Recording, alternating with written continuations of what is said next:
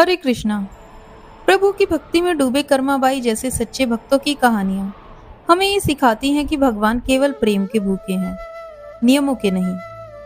आज हम आपको लेकर चलते हैं एक ऐसे ही भक्त की अमर कथा में, जहां माँ का स्नेह भगवान की भूख से जुड़ गया।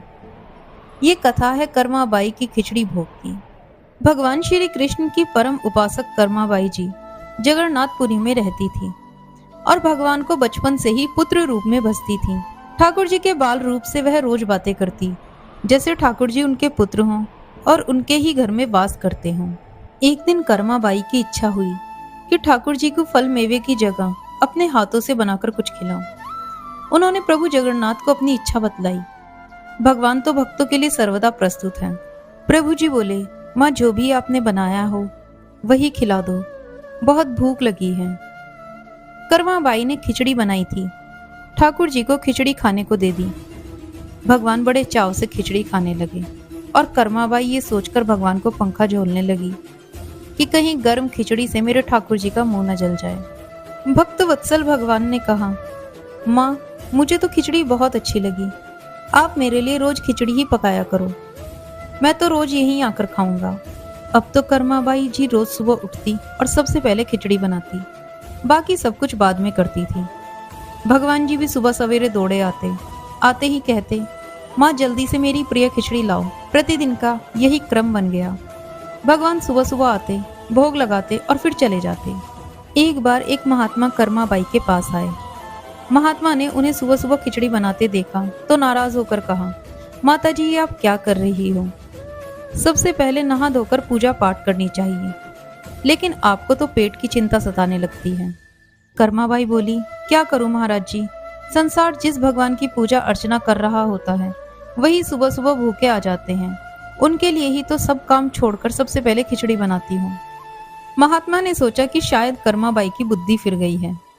ये तो ऐसे बोल रही है जैसे भगवान इसकी बनाई खिचड़ी के ही भूखे बैठे हुए हों। महात्मा जी कर्माबाई को समझाने लगे, माता जी तुम भगवान को अशुद्ध कर रही हो। सुबह स्नान करने के बाद पहले रसोई की सफाई करो, फिर भगवान के लिए भोग बनाओ। अगले दिन कर्माबाई ने ऐसा ही किया। जैसे ही सुबह हुई भगवान आए और बोले, माँ मैं आ गया हूँ, खिचड़ी लाओ। तब कर्माबाई ने कहा, प्रभु अभी मैं स्नान कर रही हूँ, थोड़ा रुको।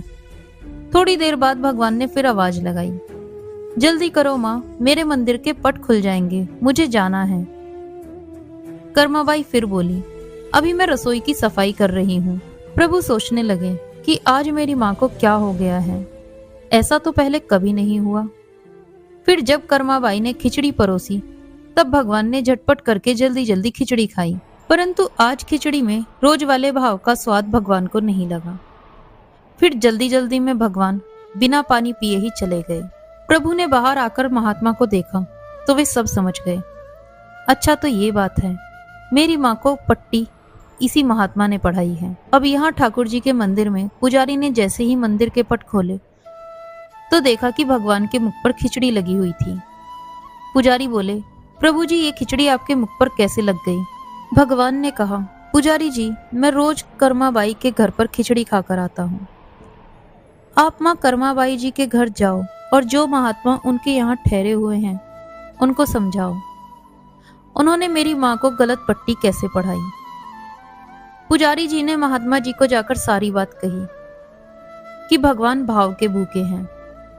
ये बात सुनकर महात्मा जी घबरा गए और तुरंत कर्माबाई के पास जाकर उनसे कहा, माता जी मुझे माफ करो, ये नियम धर्म तो हम संतों के लिए हैं, आप तो जैसे पहले खिचड़ी बनाती हो वैसे ही बनाया करो। फिर एक दिन आया जब कर्माबाई के प्राण छूट गए। उस दिन पुजारी ने मंदिर के पट खोले तो देखा भगवान की आंखों में आंसू थे, प्रभु रो रहे थे। पुजारी ने रोने का कारण पूछा तो भगवान बोले, आज मेरी माँ कर्माबाई इस लोक को छोड़कर मेरे निज लोक को विदा हो गई हैं, अब मुझे कौन खिचड़ी बनाकर खिलाएगा। पुजारी जी ने कहा, प्रभु जी मैं आपको कभी भी माँ की कमी महसूस नहीं होने दूंगा, आज के बाद आपको सबसे पहले खिचड़ी का भोग ही लगेगा। इस तरह आज भी जगन्नाथ भगवान को खिचड़ी का भोग लगाया जाता है। भगवान और उनके भक्तों की ये अमर कथाएं अटूट आस्था और विश्वास का प्रतीक है। ये कथाएं प्रभु प्रेम के स्नेह को दर्शाने के लिए अस्तित्व में आई हैं। कि प्रभु सिर्फ सच्चे और पवित्र भाव के भूखे हैं। आप भी इन कथाओं के माध्यम से भक्ति के रस को चखते हुए आनंद के सरोवर में डुबकी लगाएं।